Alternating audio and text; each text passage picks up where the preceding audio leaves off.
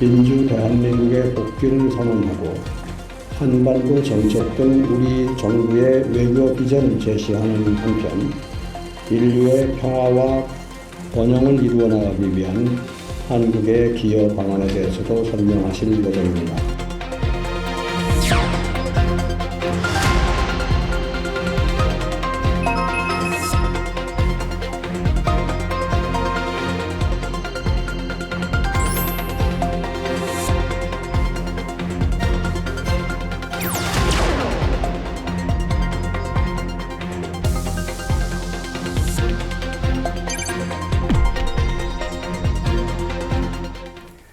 자, 미국 동부 현지 시간 22일부터 제80차 유엔 총회가 시작됩니다. 이재명 대통령이 유엔 총회에 참석하기 위해 오늘 출국하는데요. 이 대통령은 유엔 기조연설에서 글로벌 책임 국가로 역할을 제시하고 또 한반도 비핵화 등 대북 메시지도 내놓을 것으로 전망됩니다. 이번 유엔 총회에서 한국 정상으로는 처음으로 유엔 안전보장이사회 공개 토의도 주재하는데요. 서울 스튜디오 연결해 자세한 내용 알아보겠습니다. 차윤주 앵커. 네, 대담 이어가겠습니다. 이재명 대통령의 유엔 총회 참석 주요 일정, 정한번 국정기획위원회 외교안보 본과 위원과 함께 미리 전망해 보겠습니다. 안녕하십니까? 예, 안녕하십니까? 네, 현지 시간 22일부터 열리는 유엔 총회 참석을 위해서 이재명 대통령 한 달 만에 미국 뉴욕으로 향합니다. 먼저 이번 방문 의미부터 짚어주실까요? 예, 뭐 잘 아시겠습니다만 유엔이라고 하는 기구는 이제 인류가 가진 국제기구 중에서 역사상 가장 큰 국제기구고요. 회원국만 하더라도 193개국의 회원국들이 있습니다. 우리는 유엔에 대해서 많은 관심들을 갖고 있는데 역사상 우리나라는 사실 유엔에 가입하기 위해서도 큰 아픔이 있었거든요. 예. 분단국이기 때문에 북한과 남한이 모두 서로 비토를 놔서 유엔에 가입 못하다가 90년대 들어와서 처음으로 이제 우리가 양국이 유엔에 가입을 했거든요. 네. 이런 그 아픈 경험을 가지고 있던 유엔에서 우리 대통령이 이번에 이제 안보리의 의장국으로서 안보리 회의를 주재를 하게 되고요. 또 이번에 지난번에 우리 그 워싱턴에 가서 미국과 양자 협의를 하지 않았습니까? 예. 이번에 이제 다자무대, 세계 최대의 다자무대에 복귀한다라고 하는 점에서 아주 큰 의미가 있는 것 같습니다. 예. 그럼 이번 유엔 총회의 구체적 일정에 대한 위성락 안보실장의 브리핑 듣고 오겠습니다. 9월 23일에는 유엔 총회 고위급 회의 기조연설을 하십니다. 이 대통령은 기조연설을 통해서 민주 대한민국의 복귀를 선언하고 한반도 정책 등 우리 정부의 외교 비전을 제시하는 한편 인류의 평화와 번영을 이루어 나가기 위한 한국의 기여 방안에 대해서도 설명하실 예정입니다. 대한민국 대통령으로서는 최초로 안보리 공개 토의를 주재하실 예정입니다. AI와 국제 평화 안보를 주제로 개최되는 이 회의에서 이 대통령은 모두의 AI 기조하 국제사회의 평화 안보 번영을 위한 공동의 대응 논의를 주도하실 것입니다. 유엔 창설 80주년이자 해방 80주년인 올해 유엔 총회 무대에서 글로벌 책임 강국으로서 평화, 개발, 인권 의제에 기여하고 있음을 부각시키고자 합니다. 네, 이재명 대통령은 트럼프 대통령과 같은 날인 23일에 기조 연설을 할 예정이고요. 내용은 민주주의 복귀 선언 그리고 외교 비전 담는다고요? 예, 뭐 앞서도 말씀드렸습니다만 우리는 과거에 유엔에 가입하기 위해서 몸부림치던 시절이 있었습니다. 네. 그런데 이제 그때만 하더라도 우리나라가 선진국의 대열에 들지 못했었죠. 지금은 이제 우리가 일개 단순한 회원국이 아니라 글로벌 책임 강국으로서 면모를 보여주고자 하는 그런 시기에 와 있고요. 이번에 이제 우리 대통령께서 참석하면서 이 시대의 화두가 되고 있는 AI, 인공지능에 대해서 이제 처음으로 연설을 하게 되고요. 이를 통해서 우리가 기여할 수 있는 국제 평화와 안보에 대한민국이 기여할 수 있는 그런 비전들도 이제 제시를 하게 됩니다. 물론 우리의 전통적인 관심사인 한반도의 문제들, 한반도 비핵화의 문제, 그리고 평화의 문제 이런 문제들도 이제 얘기를 하실 건데요. 단순히 그런 우리 국가의 문제를 넘어서서 세계 정세의 지도국가로서의 면모를 보이기 위한 글로벌 책임 강국이라고 하는 화두를 가지고 이번에 연설에 임하게 될 것 같고요. 그렇게 하다 보면 아무래도 이제 우리가 한반도에 묶여 있는 국가가 아니라 세계의 리더 국가 중에 하나가 될 수 있다. 이런 이미지를 세계 각국 지도자들에게 줄 수 있지 않을까 이렇게 생각이 됩니다. 예, 보통 역대 대통령들은 기조연설에서 한반도 평화를 강조했는데요. 앞서 이재명 대통령이 BBC와 했던 인터뷰가 공개가 됐습니다. 북한과 미국이 당분간 핵을 동결하는 데 합의하면 수용할 수 있다라는 메시지를 내놨는데 이런 내용이 이번 연설에도 담길까요? 글쎄요, 이번 연설은 당연히 우리 이 대한민국이 그동안 한동안 굉장히 어려운 상황을 겪었었는데 예. 민주주의의 리더 국가라는 것을 다시 한번 각인시키는 자리가 될 것이고요. 또 중요한 것은 우리 한국의 가장 큰 외교적인 관심사인 한반도의 비핵화 문제 그리고 평화의 문제를 얘기하지 않을 수 없을 것 같은데요.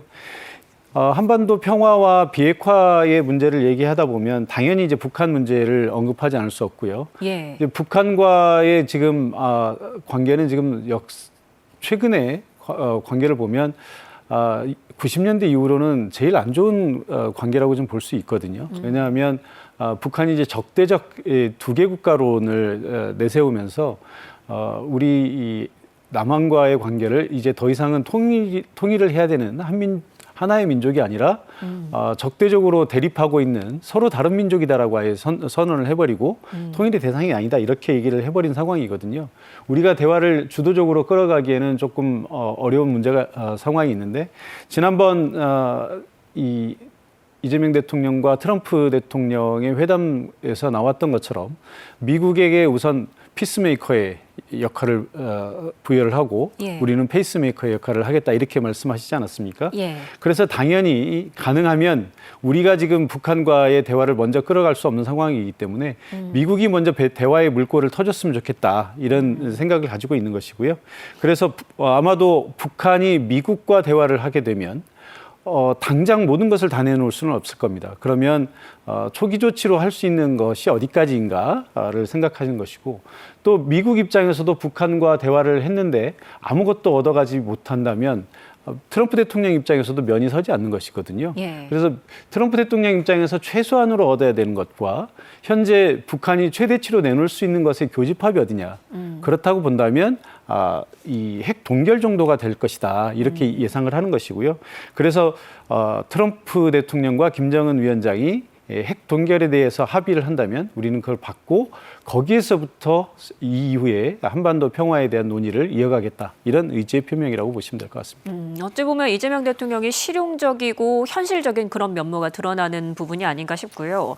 어제 또 외국군이 없으면 자주국방이 불가능하냐. 이건 굴종적인 사고다.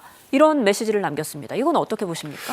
예, 사실 자주국방이라고 하는 화두는 오래된 것입니다. 그러니까 이게 사실은 오래된 화두일 필요도 없는 것이고요. 어느 나라나 자기 스스로 자기를 방어할 수 있는 능력을 가져야 되는 것은 너무 당연한 이치 아니겠습니까? 예. 이것이 없다면 참 수치스러운 것이죠.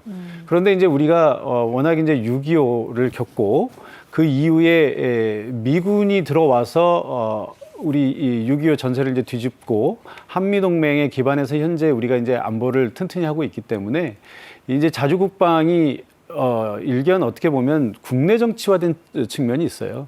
그렇지만 사실 이 박정희 대통령이 이 자주국방의 화두를 처음으로 꺼낸 분이거든요. 그렇죠. 그래서 그때는 이제 자주국방을 당연히 우리가 당연시했는데 그 이후에 우리가 이제 핵 개발에 대한 논란도 있었고요. 또 주한미군과 관련된 문제 그리고 또 이 국내 정치적으로 군부 독재 이런 문제들과 이제 여러 가지로 얽히다 보니까 이 자주국방이라고 하는 화두를 국내 정치에 악용하는 이제 그런 프레임이 좀 걸렸었던 거고요. 예. 그게 이제 노무현 대통령 때 와서 자주국방을 얘기하면서 이게 이제 진보와 보수의 대립 국면으로 들어갔었는데 사실 이 자주국방이라고 하는 건 그렇게 국내 정치적으로 논란이 될 만한 화두가 아니거든요. 예. 당연히 우리가 우리의 능력으로 우리를 방어할 수 있는 능력을 얘기하는 것이기 때문에 그런 프레임에서 보는 것은 적절치 않고요. 당연히 그렇다고 한다면 현재 우리의 국방력, 세계적으로 우리가 한 5위 정도 된다라고 하는 평가들이 많이 있는데 이런 우리의 국방력과 현재 우리 국방비가 1년에 나가는 국방비가 북한의 1년 총 GDP보다도 많습니다. 네. 총 GDP의 한 1.5배 정도 되는 이런 엄청난 강국이고요. 군사 강국이고요. 또 방산의 관점에서 보면 우리가 지금 세계 6대 방산국, 앞으로 지금 우리가 4대 방산 강국을 내다보고 있는데 우리 스스로 이 첨단 무기를 만들어서 우리가 쓰는 것을 넘어서 이제 해외 각국에 지금 우리가 팔고 있다는 얘기거든요. 예. 그런데 우리가 자주 국방을 하지 못한다는 얘기는 사실은 굉장히 큰 난센스인 거죠. 그래서 이 대통령께서 그 말씀을 하신 것 같고요.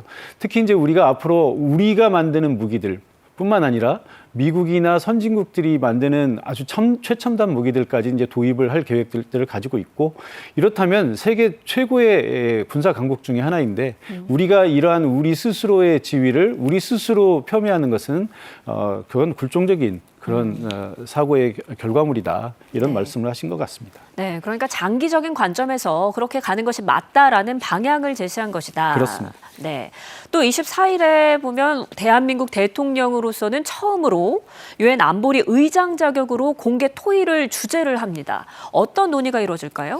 네, 앞서 말씀드린 것처럼 이번 유엔 총회의 가장 큰 특징 중에 하나는 9월이 이제 우리나라가 안보리 회의의 의장국입니다. 그러니까 우리가 이제 유엔이라고 하는 기구를 잘 보시면 총 그 가입 회원 수는 193개국입니다. 그러니까 이 모든 나라들이 다 참여할 수 있는 것을 우리가 총회라고 부르고요. 예. 그래서 이 총회에서 우리 대통령께서 이번에 이제 연설을 하시게 되는 거고요.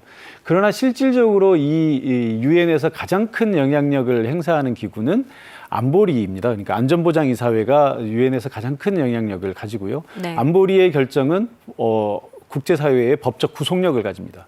그래서 이 안보리가 우리가 유엔에서 가장 중요하게 생각하게 되는 기구인데요. 이 안보리의 의장국을 이제 돌아가면서 이 안보리 이사국들이 돌아가면서 하게 되는데, 그 중에 이번에 이제 우리 이 나라가 9월 한 달 동안 안보리 의장국으로 이제 수임을 하게 됩니다. 네. 그런데 이 의장국이 되면 뭐 여러 가지 방식으로 할 수 있습니다. 우리 대통령이 가서 할 수도 있는 거고요. 우리 장관이 가서 할 수도 있는 거고요. 아니면 또 이제 유엔 주재 대사가 할 수도 있고, 다양하게 할 수 있는데, 이번에 우리 대통령이 직접 방문하면서 안보리를 직접 주재를 해서 회의를 주재하게 되고요. 이 자리에서 아마도 앞서 말씀드린 것처럼 이 시대가 지금 AI, 인공지능의 시대로 넘어가고 있지 않습니까? 네. 세계 최고의 IT 강국 중에 하나인 대한민국의 수장으로서 이 AI가 미치는 국제 평화에 미치는 영향, 국제 안보에 미치는 영향, 이런 것들과 함께 세계 국제 평화를 위해서 AI를 어떻게 활용해야 될지에 대한 이런 세계적인 화두들, 시대적인 화두들을 아마도 우리 대통령께서 글로벌 다자 무대인 안보리에서 펼치게 되지 않을까, 이렇게 생각이 됩니다. 예. 또 일단 이번 유엔에서는 한미 정상회담은 예정되어 있지 않은데 주말 사이에 판이 더 커진 게 있습니다. 경주 에이펙 정상회의. 트럼프 대통령이 한 달 뒤 경주 에이펙에서 시진핑 주석과 만나겠다라고 발표를 했는데, 이렇게 한중 정상이 동시에 방한하는 건 13년 만이라고 합니다. 이렇게 되면 지금 올해 전 세계에서 가장 큰 외교 무대가 경주 에이펙이 되는 거죠? 그렇게 봐야 될 것 같습니다. 이제 앞서 유엔 총회라고 하는 것이 세계에서 가장 큰 외교 무대인 것은 맞습니다. 예. 그러나 193개국의 회원국이 있다고 해서 193개국의 회원국이 한꺼번에 이 수장들을 보내는 것은 아니거든요. 네. 국가 원수들이 다 같이 193개국이 모이는 일은 뭐 거의 없는 일이고요. 그러다 보니까 사실 의미 있는 국제 행사들이 이제 몇 개 되지 않는데, 네. 그 중에 하나가 이런 이제 에이펙이고요.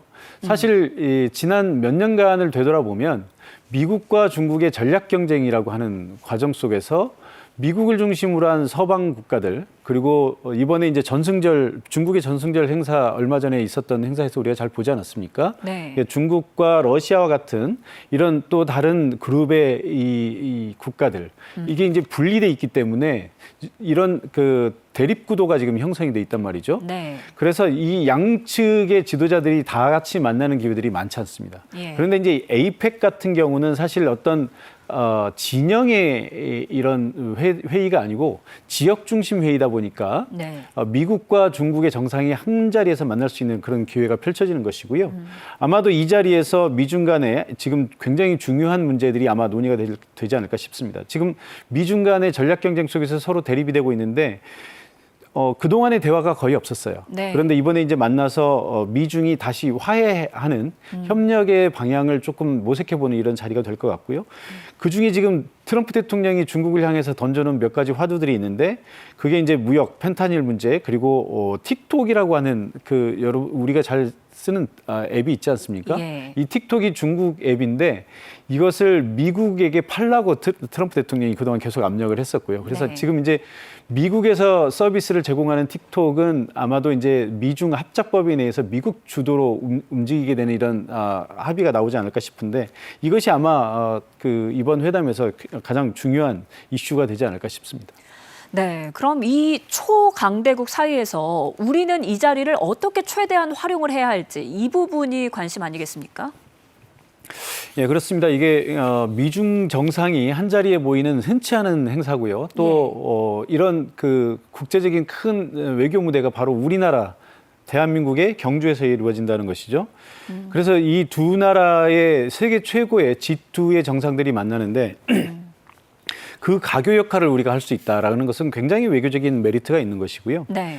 이 기회에 이제 우리도 한미 정상회담 그리고 한중 정상회담을 지금 계획하고 있는데 아마도 이 중간에서 우리가 미국과 중국 사이에서 양국의 이런 외교적인 아젠다들을 가교 역할을 해주는 역할도 해줄 수 있을 것 같고요. 예. 또 하나는 한반도에 와서 직접 미국과 중국의 정상들이 만나기 때문에 이 한반도 문제에 대해서도 어떤 일정 정도의 의제를 다루지 않을까 싶습니다. 네. 이 한반도 문제를 국제사회에서 공론화시키고 의제화하는 것이 사실 쉽지 않은 일입니다.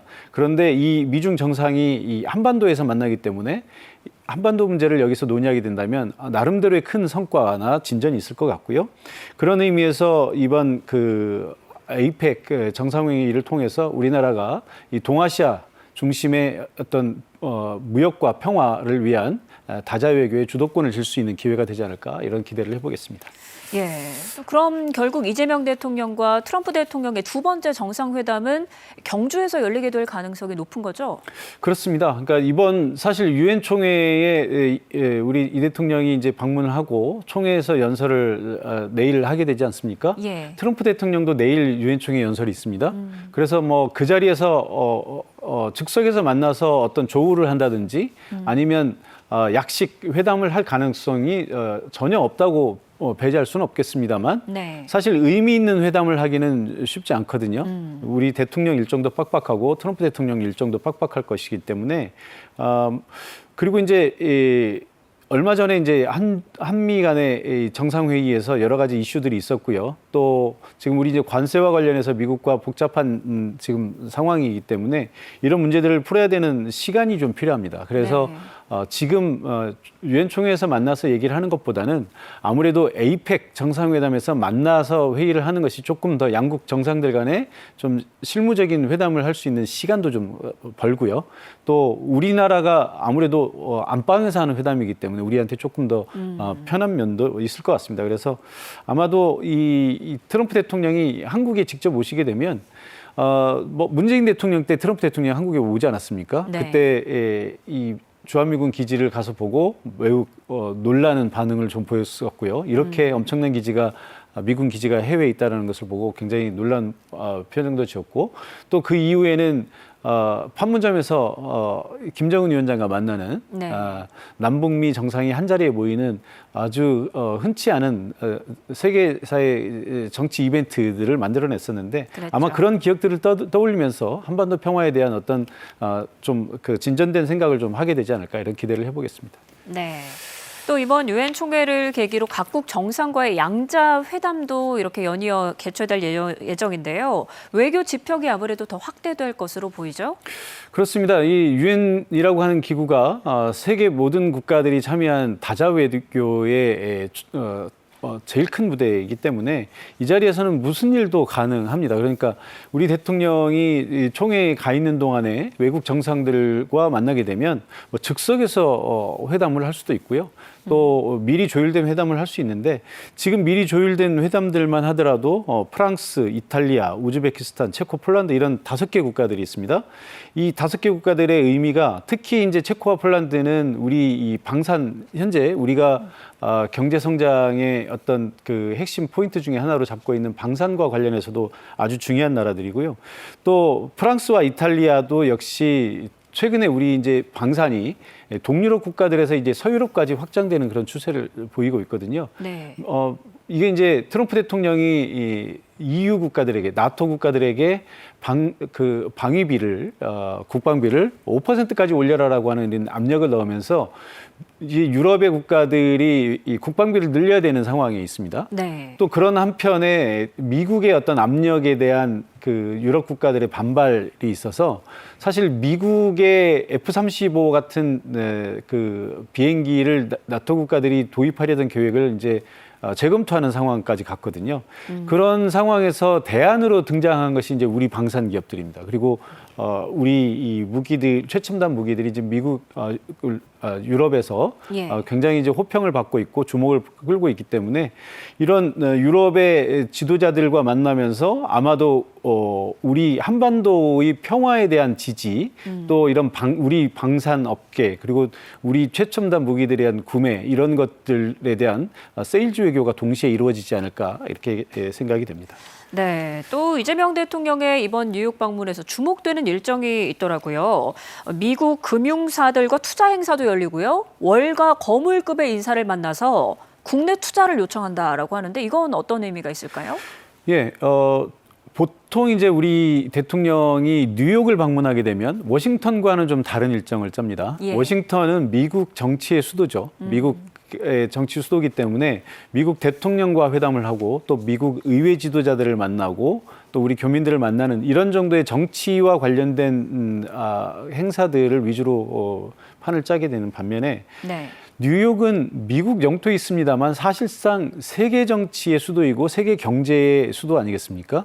이게 뉴욕에 가게 되면 아무래도 다자 외교에 집중을 하게 되고요. 또 경제 외교에 집중을 하게 되는데 이번에 이제 그 우리 대통령이 만나게 되는 사람 중에 하나가 세계 투자 펀드 회사의 가장 큰 투자 펀드 회사 중에 하나인 블랙록이라고 하는 회사가 있습니다. 여기 이제 이 회장을 만나면서 아마도 우리 한반도에 대한 한국에 대한 투자의 그 좀 어떤 투자 촉진을 위한 이런 요청을 하게 될 가능성이 높습니다. 예. 이 블랙록이라고 하는 회사가 어느 정도 회사냐면 거의 1경원의 돈을 투자를 하는 이런 회사로 알려져 있고요. 네. 사실 우리나라에도 엄청난 그 돈을 이미 투자를 하고 있는데 뭐 예를 들면 그 우리가 잘 아는 그 뭐 애플이라든지 그다음에 엔비디아 그리고 우리나라의 삼성전자 이런 회사들도 지금 이 블랙록이 엄청난 규모의 금액을 투자하고 있기 때문에 대주주의 지위를 가지고 있습니다. 그래서 이런 대규모 펀드 회사와의 협력을 통해서 앞으로 대한민국에 투자를 하게 되면 어떤 이점이 있는지 이런 것들을 잘 설명을 하게 될 거고요. 또 현재 우리가 IT 강국에서 또 세계 AI 강국으로 도약을 위한 우리 준비를 하고 있는데요. 네. 우리 지난번 우리 국정기획위원회에서도 이런 AI 강국으로 도약하기 위한 여러 가지 우리 국정과제들을 만들었습니다. 이런 것들을 아마 설명을 하면서 대한민국 투자에 대한 호의적인 반응을 이끌어낼 가능성이 높고요. 네. 그렇게 된다면 우리가 그동안 한국하면 떠올렸던 코리아 디스카운트, 그러니까 남북 분단 이런 갈등으로 인해서 우리가 그동안 한국의 주가나 이런 것들을 보면 비슷한 주변국들에 비해서 현저히 낮아요. 그러니까 네. 이런 코리아 디스카운트를 이번에 털어내고 이제는 코리아 프리미엄의 시대로 나아가려고 하는 그런 모습을 보여줄 것으로 예상이 됩니다. 네, 그런가 하면 북한은 이번 유엔 총회에 차관급 인사를 파견한다고 합니다. 무려 7년 만인데 요즘 북중러가 밀착 행보를 보이고 있지 않습니까? 북한이 다자 외교에 자신감이 좀 붙은 걸까요? 그렇다고 봐야 되겠죠. 아마도 이 북한 입장에서도 보면 사실 올해가 굉장히 이 외교적으로 어떤 분기점이라고 볼 수 있습니다. 지난 몇 년간 북한이 외교 무대에서 사라졌었고요. 또 여러 나라들과의 안 좋은 관계를 맺었었고 그 결과로서 우리가 지금 이제 처하고 있는 적대적 두개 국가론을 들고 나왔는데 네. 사실 국제사회의 제재뿐만 아니라 미국과의 하노이 회담이 실패했었고요. 또 그런 와중에 국제사회의 제재로 중국도 북한에 대한 그 어떤 지원을 좀 끊었었고요. 또 한국에서 윤석열 정부의 대북 강경 정책으로 남한과의 관계도 안 좋아졌습니다. 네. 그런데 이제 올해에는 여러 가지 북한의 변화가 생겼거든요. 첫째는 뭐 이게 좋은 얘기는 아닙니다만 우크라이나 전쟁을 계기로 해서 러시아를 지원하고 또 그로부터 러시아로부터 지원을 끌어내면서 일단 북한이 이 외교적으로 정치적으로 또 경제적으로 강력한 후원 국가인 러시아를 만들었습니다. 예. 그를 배경으로 해서 이번 전승절을 계기로 해서 북한은 항상 이렇게 이제 그 레버리지 외교를 하는데 이 러시아와의 관계 개선을 통해서 중국을 자극하고 그래서 중국으로부터의 협력을 이끌어내서 이번에 이제 전승절 행사에서 시진핑, 푸틴과 함께 나란히 이 천안문 막루에 올라서는 이런 외교적인 성과를 거뒀죠. 네. 그런데 약간의 자신감이 생긴 거고요. 또 반대편으로 보면 미국의 대통령이 그동안 북한과의 대화에 소극적이었던 민주당 정부가 아니라 과거 일기 때 직접 회담을 했던 북한과 직접 회담을 했던 트럼프 대통령이 들어서면서 김정은 위원장과 개인적인 친분을 굉장히 강조하고 있지 않습니까? 예. 이런 점에서 미국과의 대화의 가능성을 좀 갖고 있는 거고요. 또 우리 남쪽에서도 이제 민주정부가 들어섬으로써 북한에 대한 강경 일변도의 대결 정책이 아니라 대화와 평화를 우선으로 하는 이제 정책을 펼 가능성이 높아졌기 때문에 네. 김정은 위원장 입장에서는 어떤 다자 무대에 복귀하는 그런 이점이 좀 있다고 보고요.